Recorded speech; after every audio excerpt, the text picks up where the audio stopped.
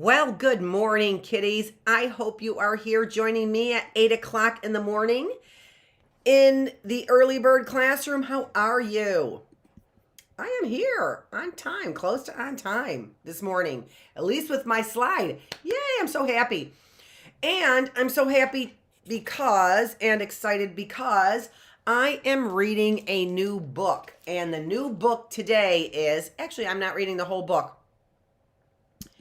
because this book has more stories than just Sneetches in it. So it's Sneetches and Other Stories by the world famous Dr. Seuss. And here on the back of the book, I just wanted to read it, although I don't have my glasses, so I'm going to have to go get my glasses, which I forgot. Yeah, and with this glare, I actually can't even see it at all. I predict that Dr. Seuss will emerge as one of the great classics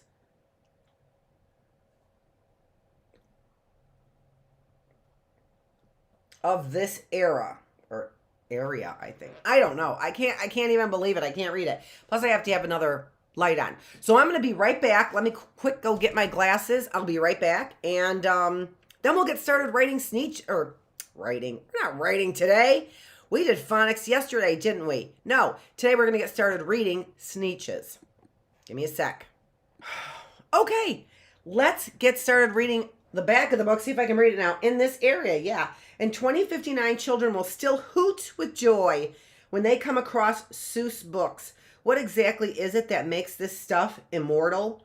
I don't know. There is something about it. A swing to the language, a deep understanding of the playful mind of a child, and an undefinable something that makes Dr. Seuss a genius, pure and simple.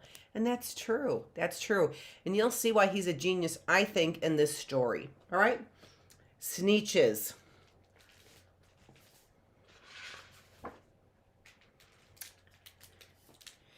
Now, the star-belly Sneetches had bellies with stars. The plain-belly Sneetches had none upon theirs. Those stars weren't so big, they were really so small, you might think such a thing wouldn't matter at all. But because they had stars, all the star-belly Sneetches would brag, we're the best kind of Sneetch on the beaches. With their snoots in the air, they would sniff and they'd snort. We'll have nothing to do with the plain-bellied sort. And whenever they met some, when they were out walking, they'd hike right on past them without even talking. When the star-bellied children went out to play ball, could a plain belly get in the game? Not at all. You only could play if your bellies had stars, and plain-bellied children had none upon theirs. When the star-belly Sneetches had Frankfurter roasts, or picnics, or parties, or marshmallow toasts, they never invited the plain-belly Sneetches. They left them out cold in the dark out of the beaches. They kept them away, never let them come near, and that's how they treated them year after year. Then one day, it seems, while the plain-belly Sneetches were moping and doping along on the beaches, just sitting there wishing their bellies had stars, a stranger zipped up in the strangest of cars. My friends, he announced in a voice clear and keen, my name is Sylvester McMonkey McBean, and I've heard of your troubles, I've heard you're unhappy, but I can fix that. I'm the fix-up chappie. I'm the fix-it-up chappie. I've come here to help you. I have what you need, and my prices are low, and I work at great speed, and my work is 100% guaranteed. Make sure you can see that. Sylvester McMonkey McBean. Then quickly Sylvester McMonkey McBean put together a very peculiar machine, and he said, you want stars like Starbelly Sneetch? My friends, you can have them for $3 each. Just pay me your money and hop right aboard. So they climbed inside, then the big machine roared, and it clunked and it bonked, and it jerked and it burked and it bopped them above, but the thing really worked. When the plain-bellied Sneetches popped out, they had stars. They actually did. They had stars upon theirs. Then they yelled at the ones who had stars at the start. We're exactly like you. You can't tell us apart.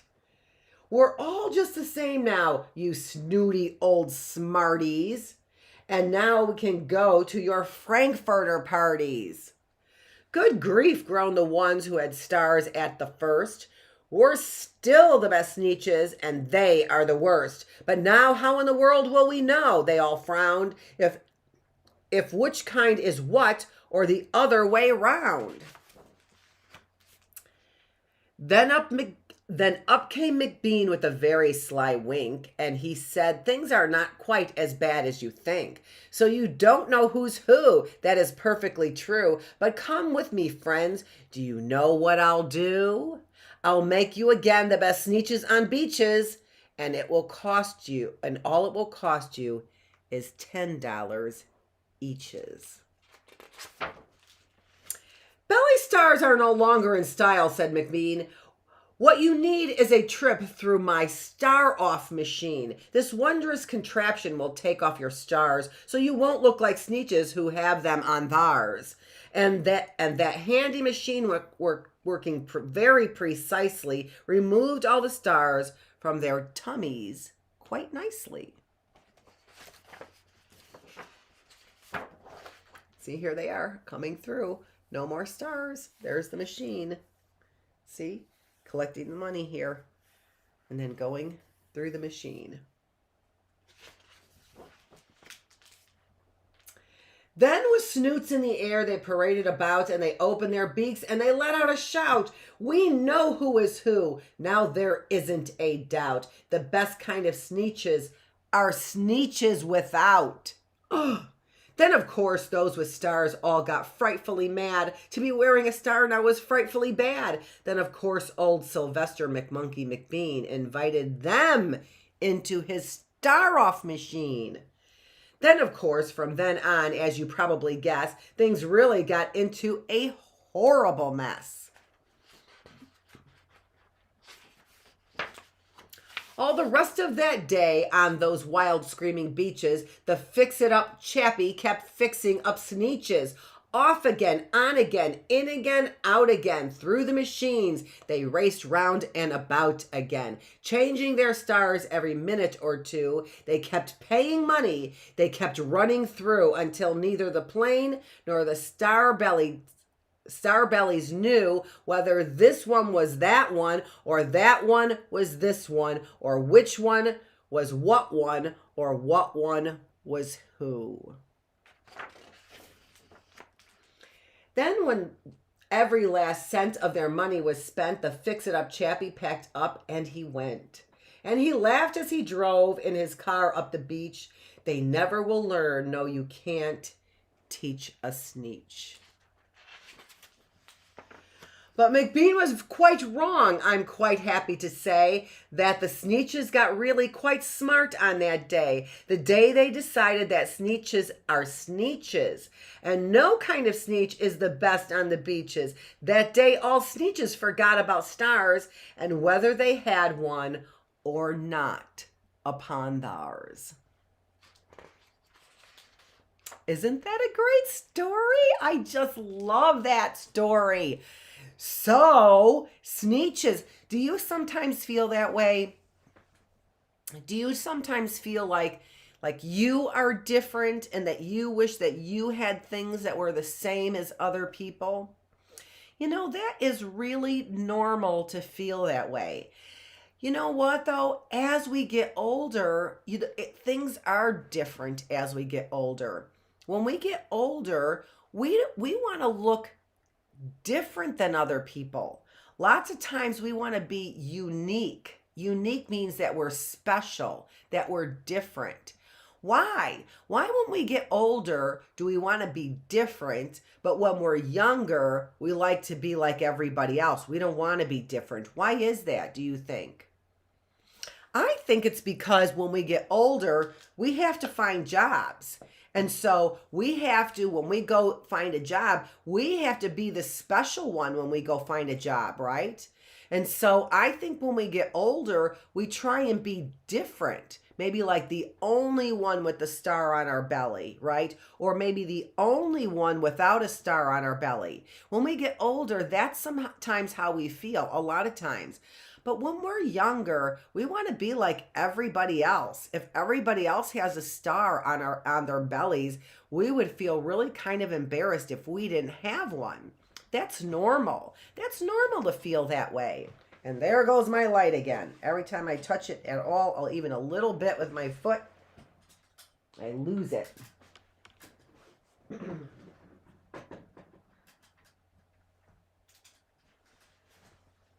Okay, stop touching that with your foot. All right, let's get to our questions, and then we'll also do a review of our Androcles and the Lion. I added a couple more questions to that is what I did. So let's just take a quick look at it.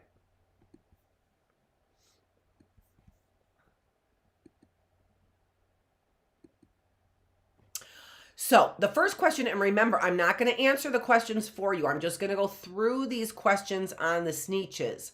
So what made the Sneetches different? And why was this difference important? Why was it important that the Sneetches were different? What made the Sneetches different? And why was this difference important? How did the star belly Sneetches act? I'm going to just sit there for just Sneetches act. Right at the beginning of the story, how did they act? So here's the second question. How did maybe it's the third. How did the plain belly Sneetches act? So the last question was how did the star belly Sneetches act in the very beginning? And then how did the plain belly Sneetches act? Do you think that Sylvester McMonkey made the situation better or worse? Did you think he helped them, all of the Sneetches? Did you think he made that situation better? Did you think he made things better? Or do you think that he made things worse? Why do you think Sylvester McBean did what he did? Why do you think he did that? Why do you think he came and then took the stars on, or put the stars on and took them off? Why do you think he did that? Who ended up being the stars at the beaches? Who were the stars at the beaches?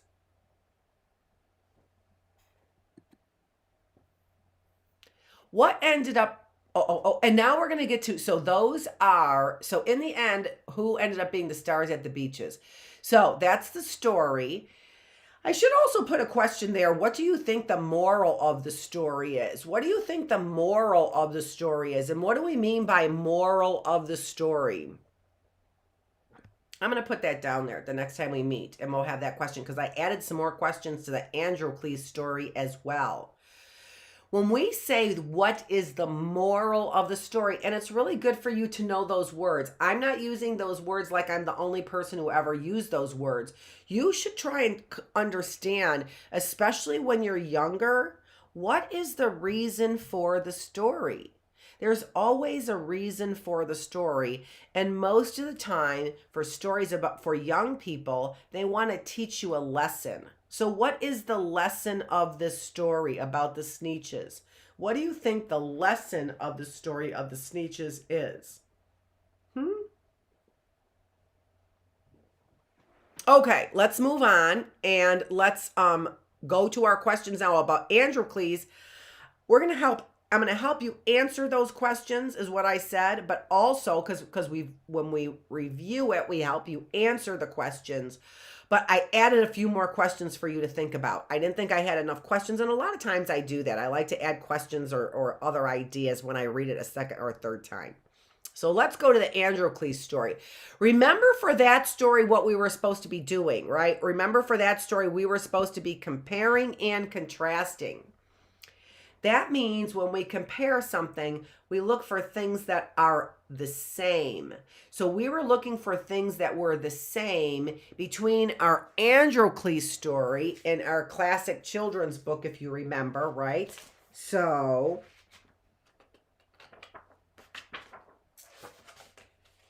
Here is our story. Uh-oh. So if you remember, here's our story, right? So they were helping one another. Androcles and the lion were helping one another, right? Remember, the lion had a thorn in his paw. And Androcles got the thorn out of the lion's paw. When did he meet the lion?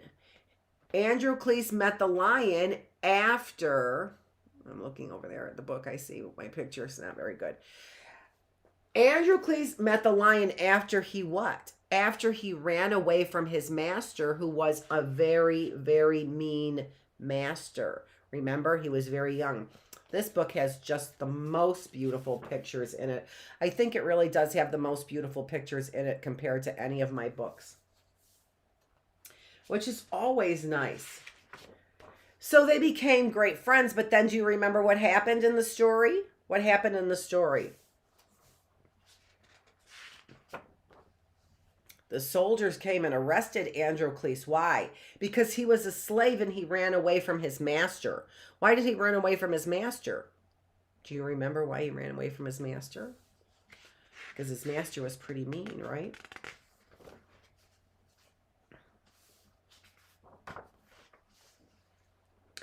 And then what happened after Androcles was in the prison?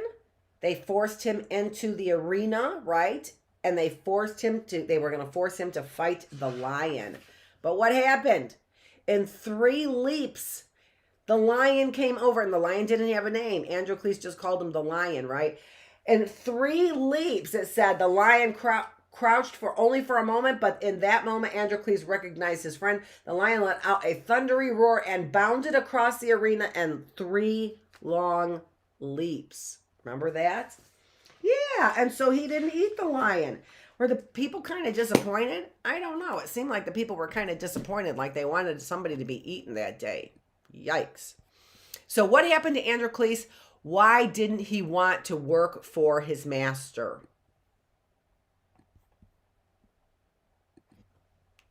It was because his master was mean, right? What did Androcles end up doing because he did not want to work for his master? He ended up leaving his master. He ended up running away, right? I think that's a new question. How did Androcles become friends with the lion? What did they do for one another? I added that new question on what did they do for one another? Because Androcles helped the lion by getting the thorn out of the lion's paw. But the lion helped Androcles as well. Do you remember how the lion helped Androcles?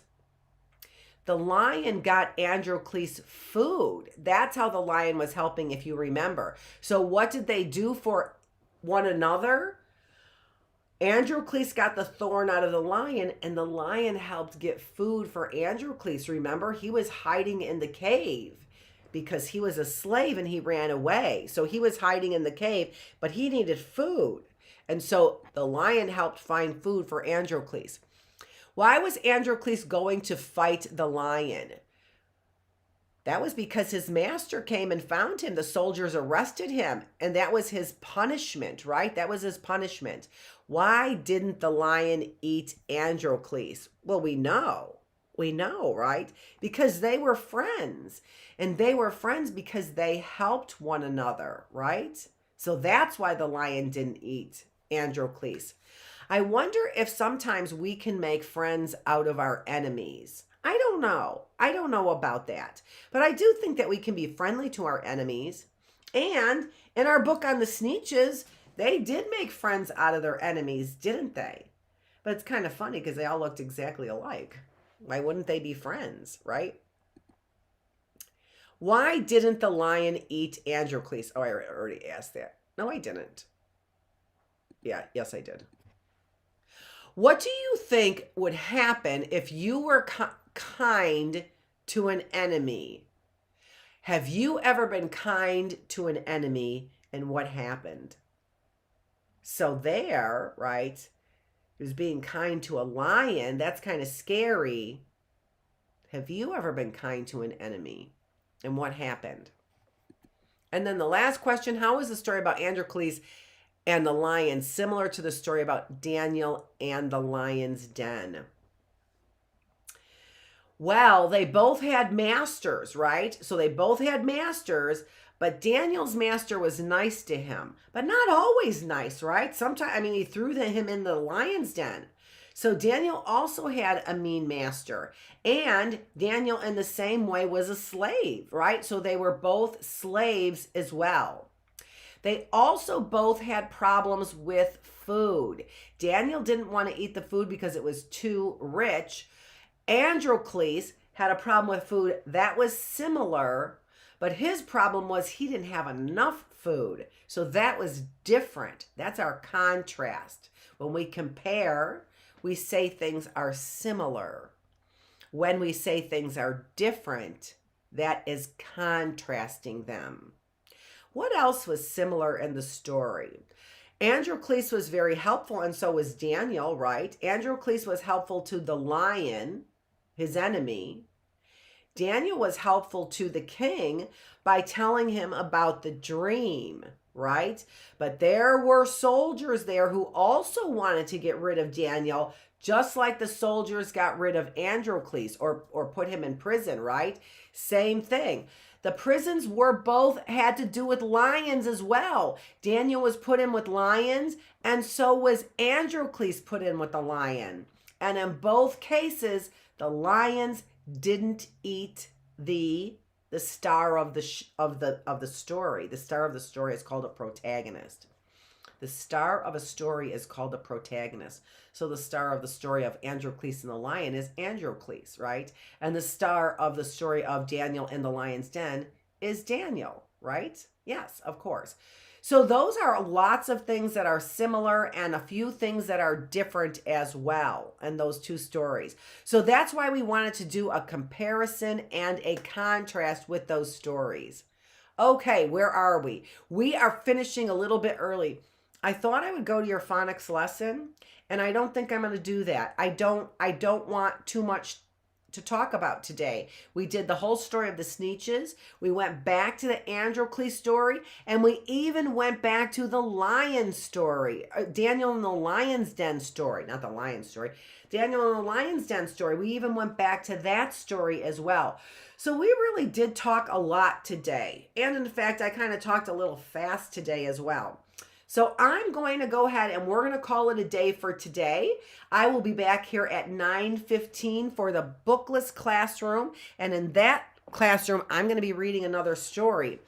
And that's because I wanted to talk a little bit more about the elections. And so at 9:15, I'm going to read another story that I like doing. I like reading to you guys, and I like showing you how much fun it is to get information when you read. When I come back to the Bookless classroom, I'm reading again. And this time I'm reading the story of presidential elections. So this is going to tell us how the Constitution was set up. Okay. I don't want to talk too much about that and get into the Constitution with you guys because you came here for Sneetches and Dr. Seuss. I will be back here on Tuesday. And so this is Dr. Annette. I am the teacher. This is the classroom. And more specifically, this is the early bird classroom. Thanks for joining me.